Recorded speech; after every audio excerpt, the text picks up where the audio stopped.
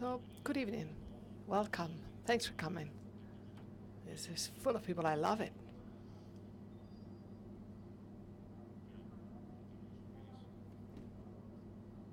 Please put your phones in silence. Terrible people with the phones on, really. How unrespectful. Disrespectful. So welcome to this talk. The title is IoT Masterchef, Cooking a Drum for Hacking. My name is Meléndez. I am an engineer in embedded software systems in Albala Ingenieros. You have my Twitter account there to make me feel more important, to feed my ego and let me know that I have lots of followers. So that's me.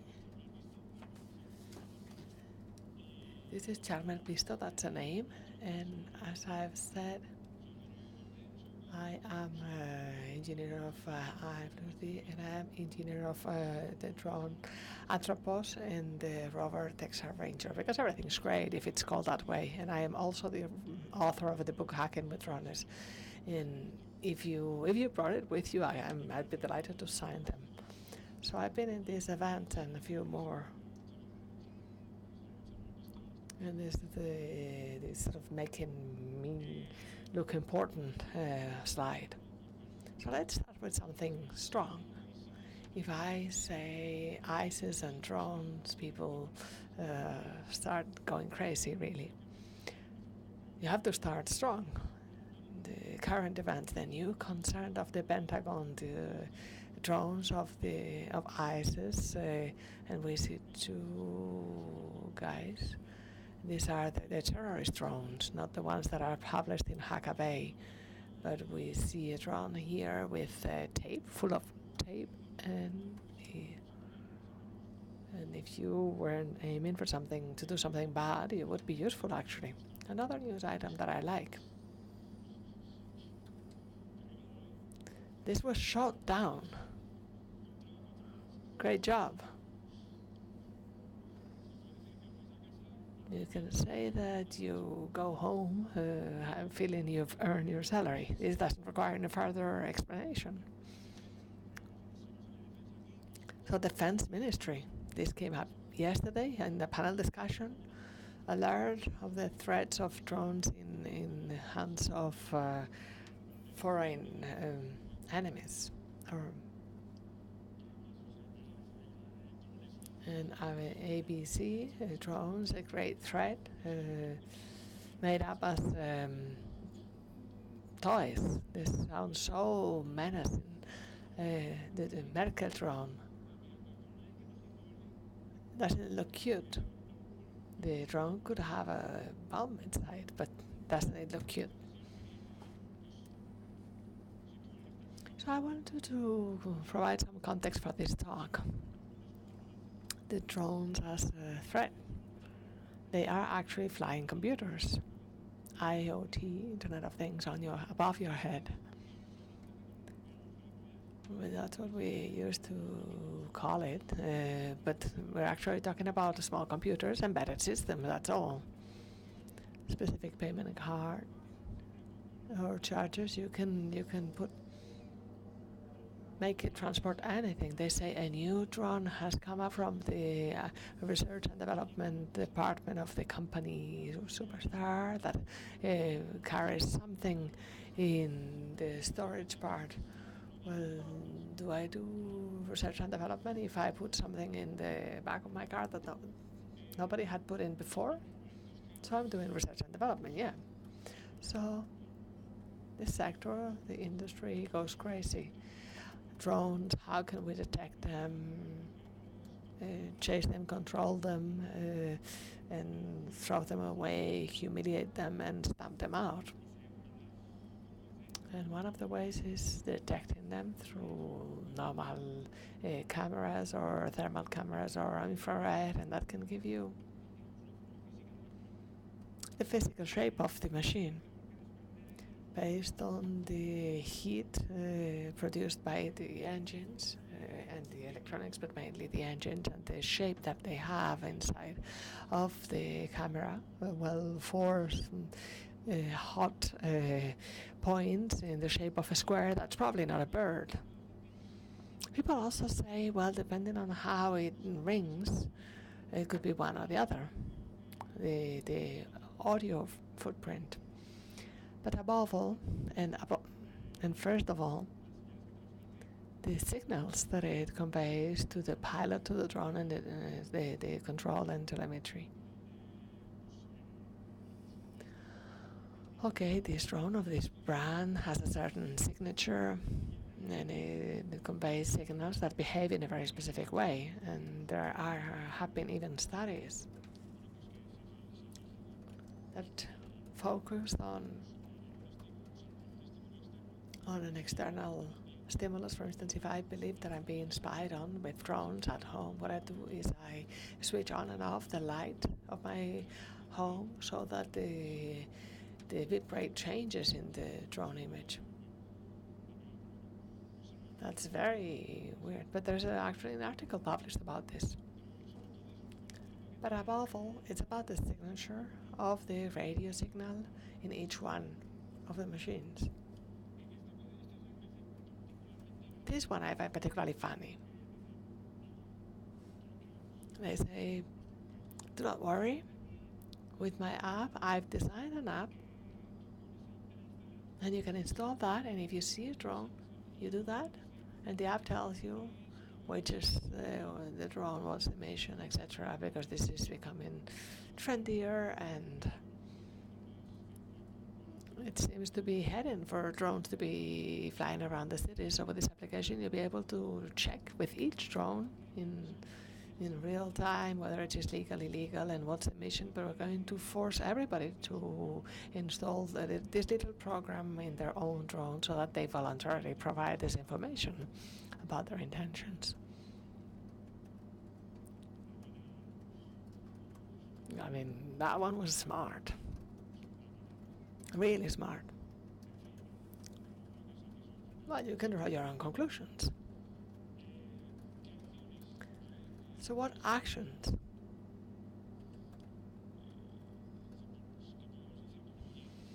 Well, we have already detected a drone, and we have it sort of at the aiming screen, and this weird noises. You do the jamming of the radio, you issue a greater power. It's about I'm stronger than you, yeah.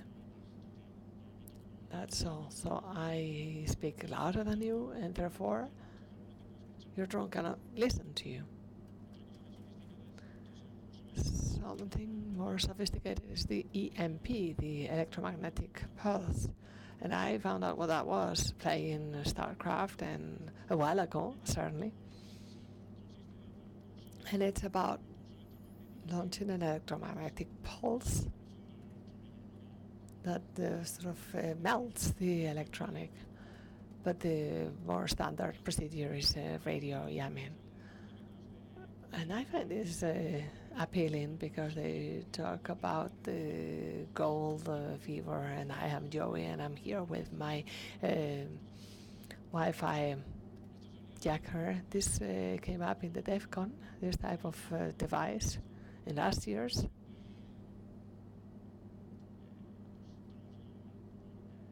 Which is drones gone mad. We go crazy with this anti-drone system. They can go to 3,000 euros to 10,000, and you need a guy to be holding that rifle.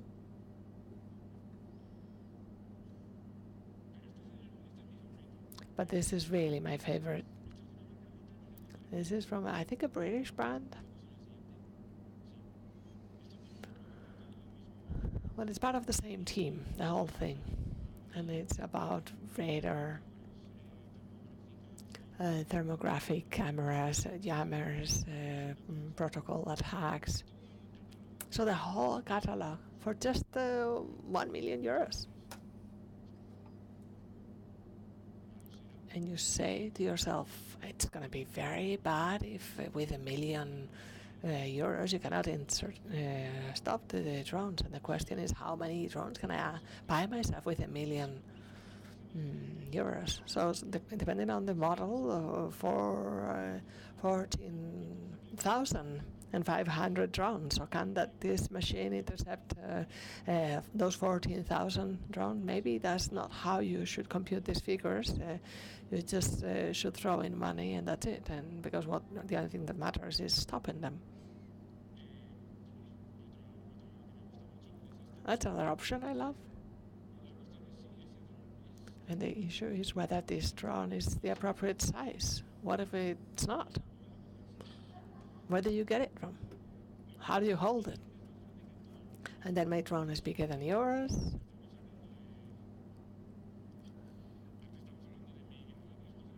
We were saying my radio is bigger than yours, and now my drone is bigger than yours. It's all about size, really.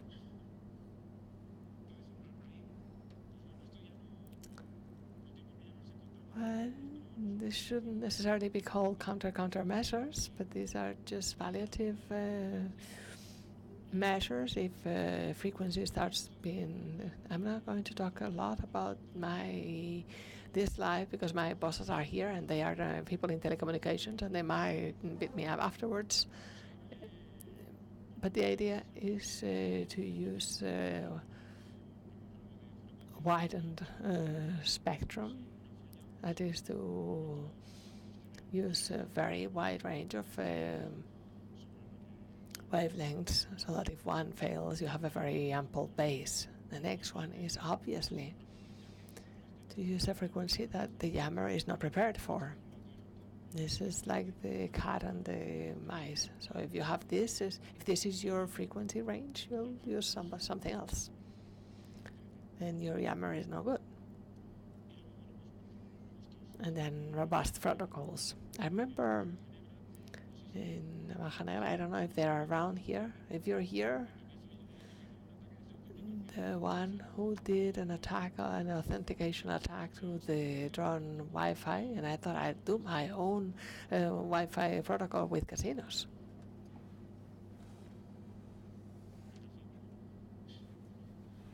And casinos.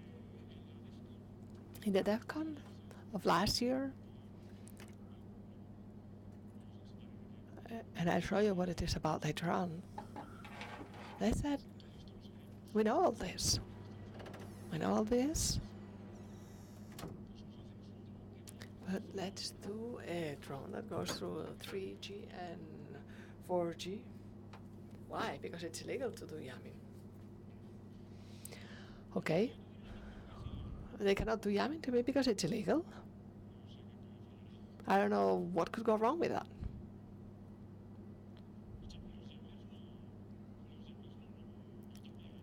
Jammers do not blame. This is the slide that I picked up from the DEF-CON, and they were saying, that's what they were saying. It is illegal. So if they are illegal, and some anti-drone systems use 3G, 4G to control them. So either you jam yourself in the drone or what? So to get more specific and more technical, in RootedCON 2013, in fact it was my first talk, I presented the Atropos drone, which is it's a drone, it's still there. I didn't kill it off yet. It's an Atropos drone, and it's based on a Wi-Fi router. The stability control is through a C program. I'm sorry. That runs on the router, and it reads the data of the sensors that were just the commands of the Wii. Because at that time you couldn't buy sensors that easily, or they were incredibly expensive.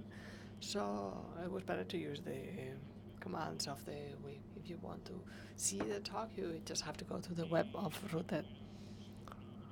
It was controlled to HTML5 and it was a radio Wi-Fi, and I did a POC on beacons that I will explain more about.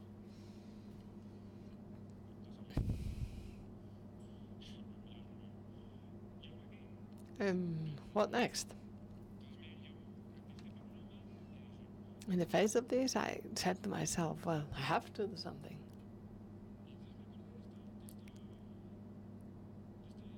And then I remember this scene in Star Wars, when seeing Star Wars was not about a reason to cry, and the commandant tells that part that there are 30 ships, but they're so small that they escape our turbo laser.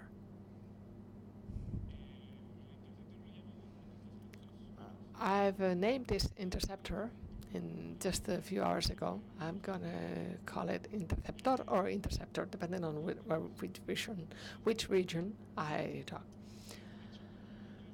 So this is the drone made with Chinese stocks, because and they say the cover of the drone are so cheap. You get one in a Chinese store and that's it. And I say yes, but then nobody will believe that I've done it. But with this Chinese stick, it's obvious that I've done it. And this is a Bokor plague, the smallest Linus plague that exists. It has 4 engines. This has no controllers, no triphasic engines, just your standard engines that are not super efficient now. What's the leitmotif of this project? Minimum size, obviously, because it's harder to detect with all of these thermographic cameras. Minimum weight. As we lower parameters, the money decreases, and that means I can do more. I can launch a whole squadron against you. And also minimum components on board, minimum complexity in terms of hardware. And then I wanted everything. I wanted it to have everything. It should also all hack.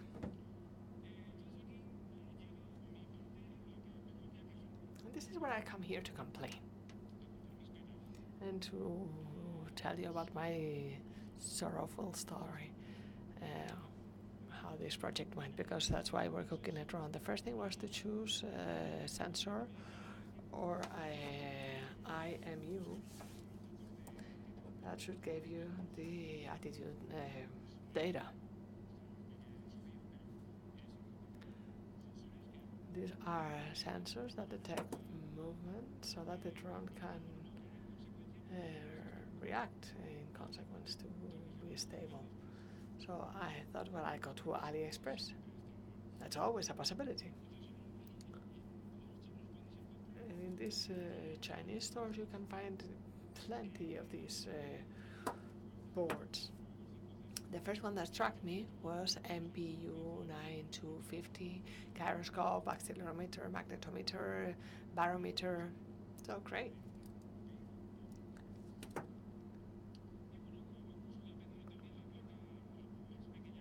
And then I asked for the smallest board, which until 5 minutes ago it was Bokor 2.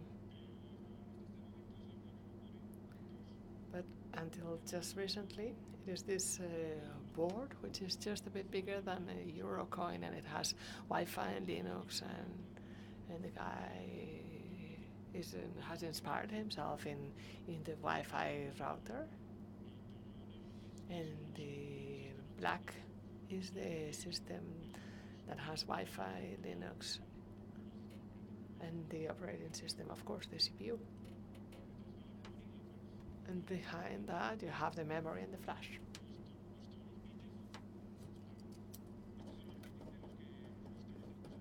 And this is the marketing of those of us who like this sort of things. Look at everything you can do. has I to C, USB, 3 serial ports, many things to play with.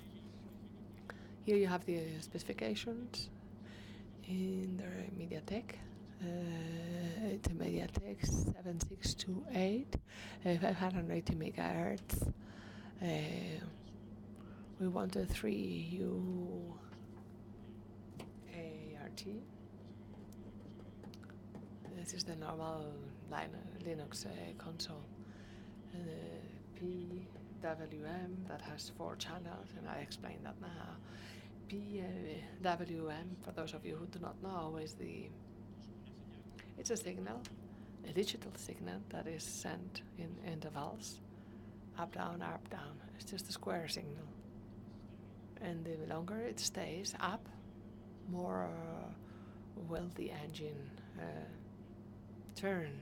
So when the pin is up,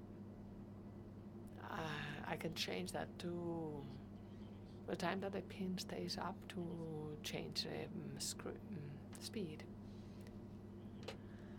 But then the party starts, the Pokori comes in, and the first thing I see is that the guy who has designed it, another Chinese guy, says that the Ralink driver, because they weren't yet part of MediaTek, it is their own, it is private, and it doesn't meet the standard, but I have a perfect SDK to develop my stuff. And I say, okay, well, pay me if you want me to develop in your great SDK. An image of OpenWRT, but it's not in the official branch. You have to download it from somewhere else, and there's a little program there to change the pins. And then there's a device tree that I will explain in more detail. I will tell you what it's about. So I couldn't believe that, because it was really still half-cooked. But still more strange. Software, I take a look at the drivers of these sensors, because the MPU 2.5 and the other ones, this is a cheap. Maybe your mobile has it. This is just completely standard. But you go there, and then first of all, for makers, we have Intel that says, no problem, I have a library that I've done it on my own from scratch to make your life easier. What's your library like then? Do you have an Edison? No. Do you have a Raspberry? No. Well, get lost. Well, if you go to the source code and you, at least in that version from the library, I don't know how that is now, but in the version of the library, you have to touch the source code and to say, I'm a friend, I'm just going to use that. But they say, it doesn't say Edison here. And also, it came with presence, Python, Nodex, but you had to deactivate all of that, because you don't want to have 16 megas in something like that is a luxury. Normal routers have 4. And then, because we need this to be quite sort of in real time in an operating system which has not been designed for real time, I do my own scheduling. And I say, well, I'm going to forget about the library, because they have to have a driver. Do not tell me that it doesn't have a driver. I'm going to do it properly, like a pro. So I go to Android. And yes, Android has drivers, but they've also done sort of on their own as they saw fit. And the kernel, well, on its own. And the kernel, of course, I don't know, this is 3-year-old. So easy. Let's not overdo it with functionalities. It turns out that the kernel is the most current one. The most current one didn't even have support for that chip specifically, so you have to say no, it's another one. So you can see here in the well tree when you're going to compile in Open WRT.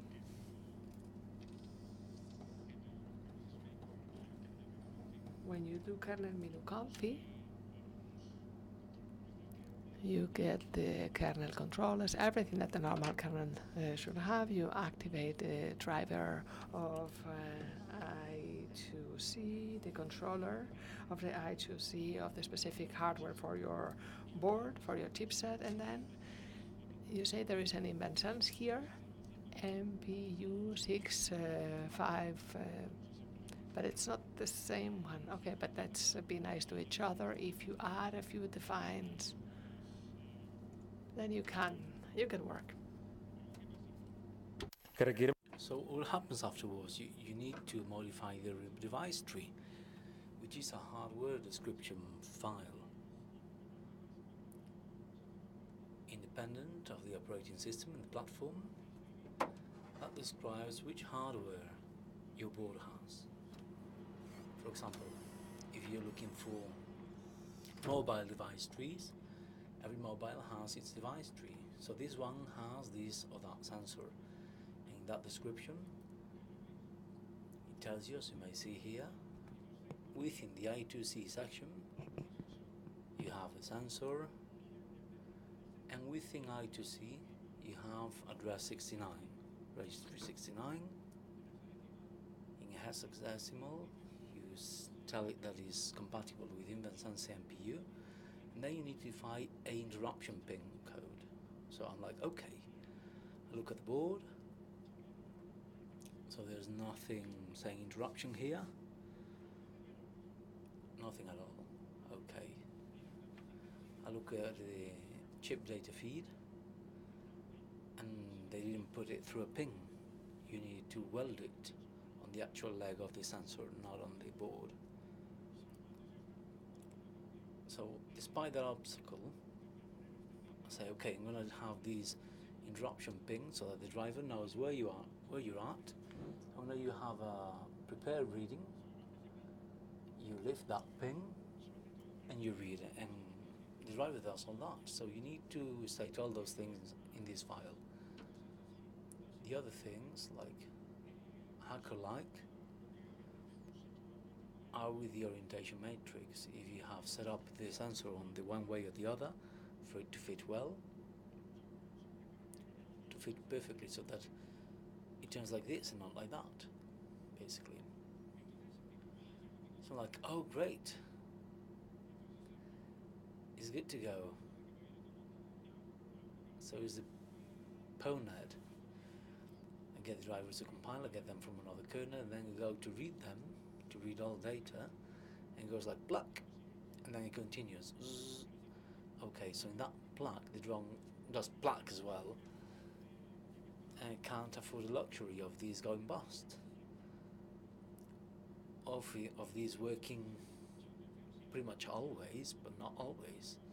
So if that IIQ is done to lower the CPU consumption, only with the IIQ it would consume between 2 and 9% of the CPU, so that's quite an intensive usage. And I just thought that was weird. And someone was saying, if you have read the slides, well, can you use I2C with software? Just like what I did with that Atropos when I didn't have the real I2C. So you can get those two pins, say that that's not an I2C, and then say that it's an I2C emulated. I'm like, what? What are you talking about?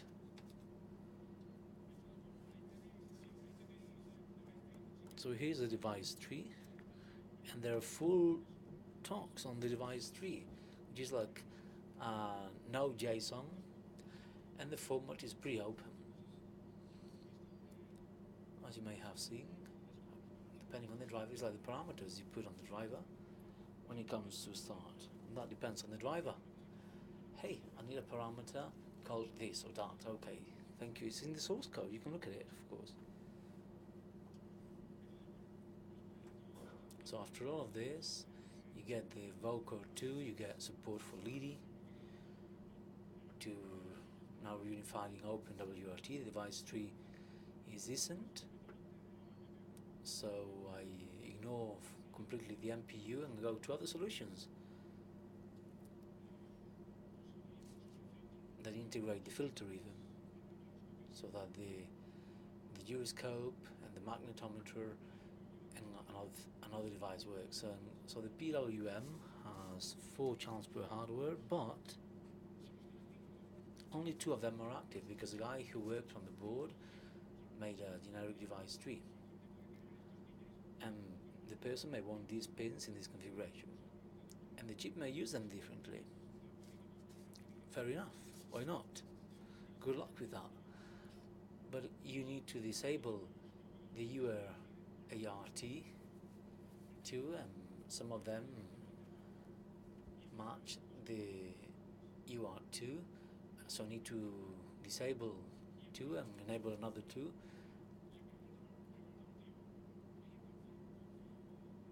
In the vote course, someone asks this guy, hey, you know,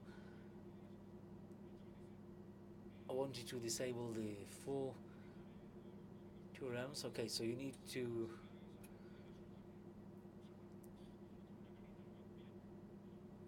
disable and enable all this. And he's like, what? Look at that face. And this is the last post of the thread. So what do we actually need to do here?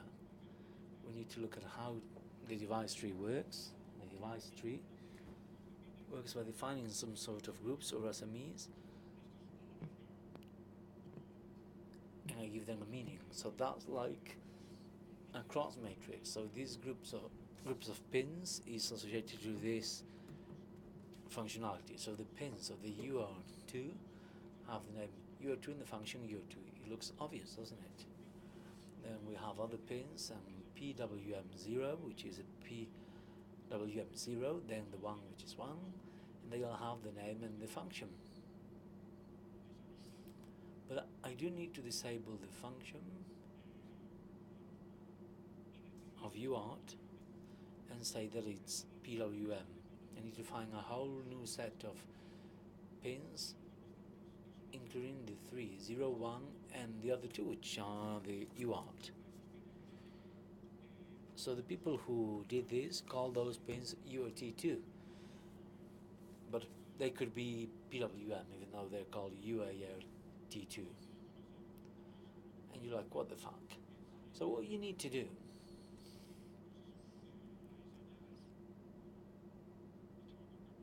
and this goes through layers. First of all, you have the chip, and then you have the board. So you need to find them. And then the code, this is managed by the kernel itself, and this is where you define the functions. You have the group PWM1, and this may have all these functions and so on. And we're interested in this one in particular, for the UR2, but I want in PWM. So I don't have the UR, but I have the 2 PWMs, and we need to go to the data sheet to see this. And here we have the same thing as in the code. But it states that the UR2 pin may have GPOs, PWM, or EMC. And this picture kind of looks that I'm doing something sensible. This is the company workshop. We're trying the power stage of the drone, which is a MOSFET. Works as a power stage for the engines. It goes from the PWM, it goes to the MOSFET. It has a diode and a condensator, so that this doesn't crash or it doesn't set itself on fire. And we were doing debugging with the debugger, also called oscilloscope. And here you see the PWM, and you're like, well, but it looks like the heart rate of someone who's dying. And when you stop giving power to the engine becomes a power generator, and that's the return power. So we need to control those things so that it doesn't work like crap. And then we get to the last stage, the tuning of the PID, the pimping of the PID. And this seems silly, but it's the most reliable way of adapting it. When you buy a drone, it's already tuned up, but they don't tell you how they did it in the factory, and you only need to do it once. So here you block the drone in all the axes except for one, and you trace that one. I'm not going to give you too many details, but the PID virtually is a control algorithm, industrial, where you have a reading, and you read you are at -1 degrees of inclination, you want to be at 0.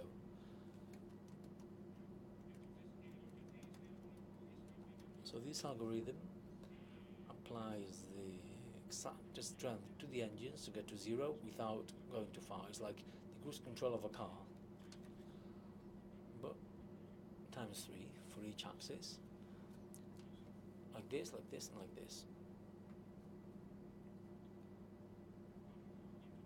Okay, so interceptor as a hacking tool that I implemented in this drone. So this is a control and telemetry, but through Wi-Fi. It has an extension of the protocol I designed for the arthropods. It's a beacons-based protocol with beacons frames for Wi-Fi, announcing a network that doesn't exist in the payload of beacon. And here I send the control data. So this drone also gives you back data. And if you see the mobile, this is working. I haven't looked at it, but you can see that you have the pilot interceptor of SSIDs, and those networks do not exist. They're exchanging data to the payload of the beacons. And what I have put there, which I'm going to show you, it's like, okay, I want to do this, but just with a Wi-Fi adapter. I want to have more adapters, they don't fit. So what do? I go through all the channels, just in case I want to run a tool such as Bully for Wi-Fi audit, or River, one of those things. So I need a monitor mode interface that I use for drone control, and as well as to launch those tools. So if I'm broadcasting a channel, I'm blocked there. So I avail of the overlapping of channels, say, with the remote control. Okay, I want to change the channel. And the drone gets that and said, okay, so if I'm in 13, I'll go to 12.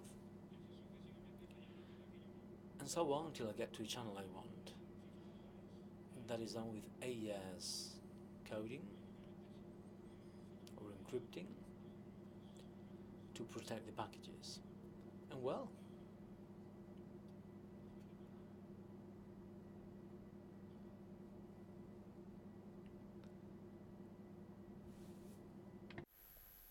A ver. Le tendré que cambiar la batería por... okay, I need to change the battery because I've been charging for an hour.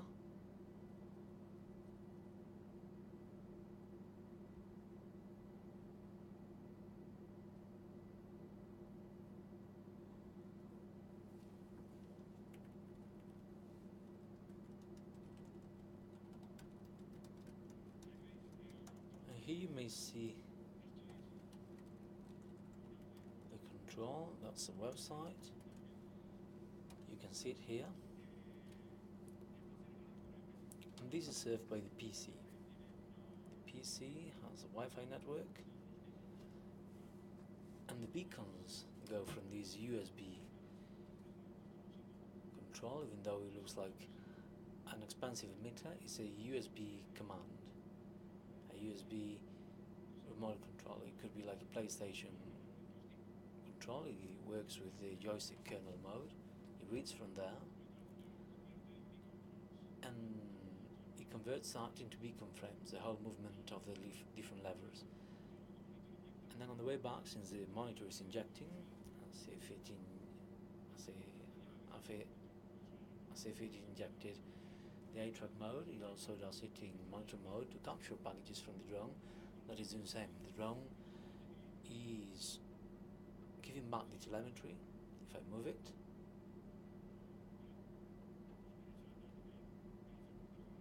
and it gives me telemetry, the battery voltage. It looks like it's kind of working okay. Okay, so this works with the US sockets.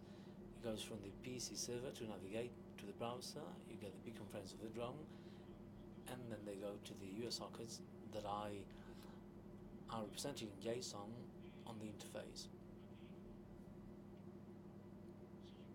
So if I want to switch the channel, let's do a test here, and I may say, okay, this is in monitor mode plus client mode. I have an access point here, which is my home, and both the drone, which is in client mode, and we also have the monitor mode. So I ask it to go to normal monitor mode to switch the channel. Otherwise I'm blocked in the client mode channel. So now I can switch the channel. So here is beginning to launch the pulley to different SSIDs.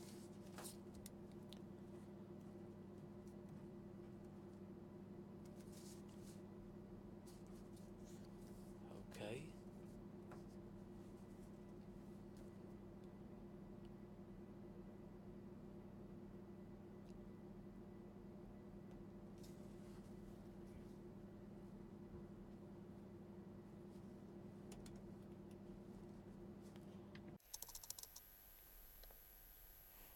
¿Se le acabó la batería ya o qué? Has it run out of battery already? Let me check.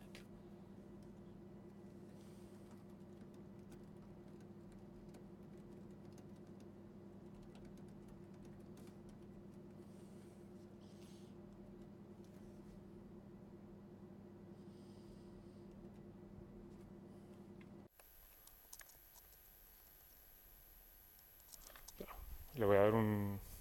que lleva mucho rato. A ver si no se la cambio. Si tenéis preguntas... So if you have any questions, we may begin. If you'll agree, so that we gain some time. While I change this battery. Gracias, gracias. Luego me tendréis que aplaudir otra vez cuando... Thank you. You'll need to give me another round of applause later when I finish properly. So are there any questions?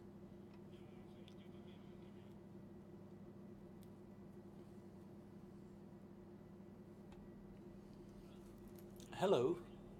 First of all, congratulations. I actually have two questions, two short questions. First of all, have you thought about selling it through crowdfunding, Kickstarter, or whatever you wish? Please do sell it. And secondly, I found it remarkable that you trick the beacon frames. I guess it's quite easy to hack that drone, because if we find the SSID of the two Wi-Fis you're using, we could inject packages very easily, right? Well, there are actually two ways, and I'm going to say this before I do the demo, which is a bit dangerous. Please, this is an expensive screen. Let's not damage it. And we know that the Wi-Fi is hackable. I'll never deny that. But there are different mitigation measures. One of them is ciphering. Another one is the message integrity. I do know that you may inject packages. And my proposal is now being developed. The final proposal is something we're already doing, is to have a sequence control. If you inject oil packages, you know, it's not that easy. Please do not do it. But that's the way it is. We need to check the integrity as well as the sequence number, and discard the others. And this is also encrypted with AES. And the code changes at every restart. Is exchanged by the normal network. In each flight, the keyword changes, because if you detect my traffic, you may get my keyword. So it goes on those lines. However, the aim is to use something different than Wi-Fi, and I'll leave it there for other talks, because this is to be continued. So I'm going to do the demo. Are there any other questions meanwhile? This is a good question, by the way. And if you manage to answer it, if you get a better question, I'll give you a book for free. I'm going to give a book for free to the best question. There's another question over there. Please raise your hand.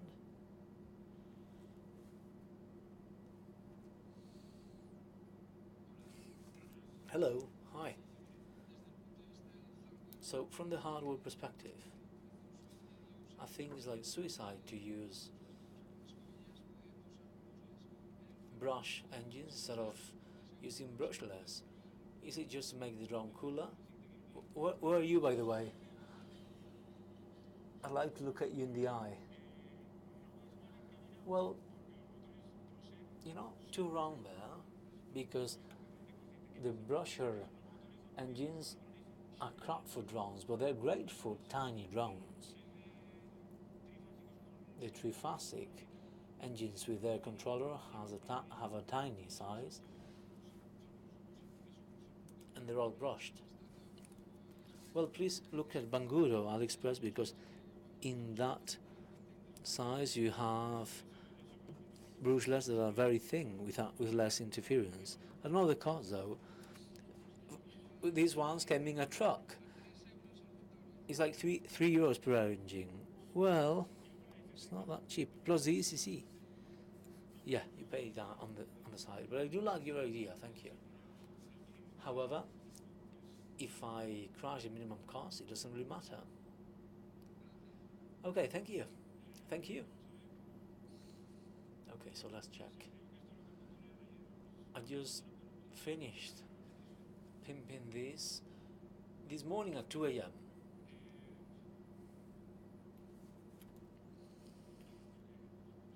Okay, let's check how this works.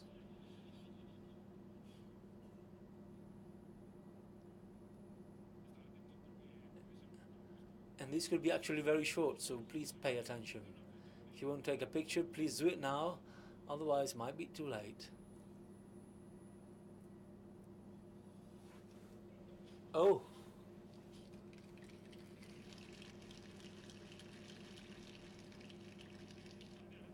Thank you very much. Let's try again if you don't mind. You know, I'm kind of liking it. Oh. I can't believe I'm so clumsy. Okay, one more and we're done.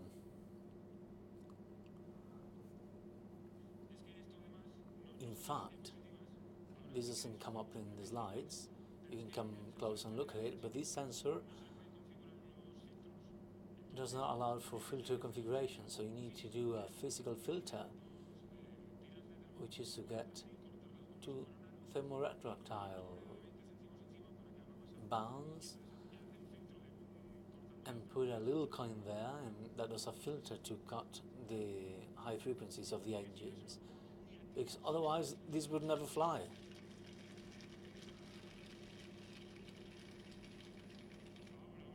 Oh, there it goes.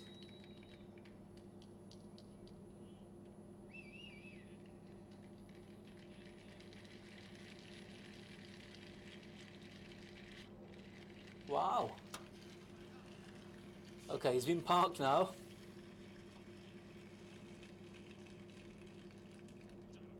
thank you very much. And I don't know whether we still have some time. So one last question.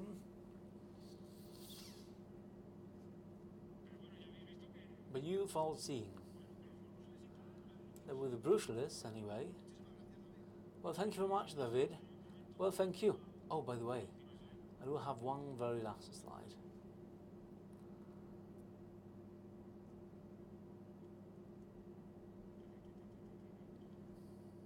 Okay.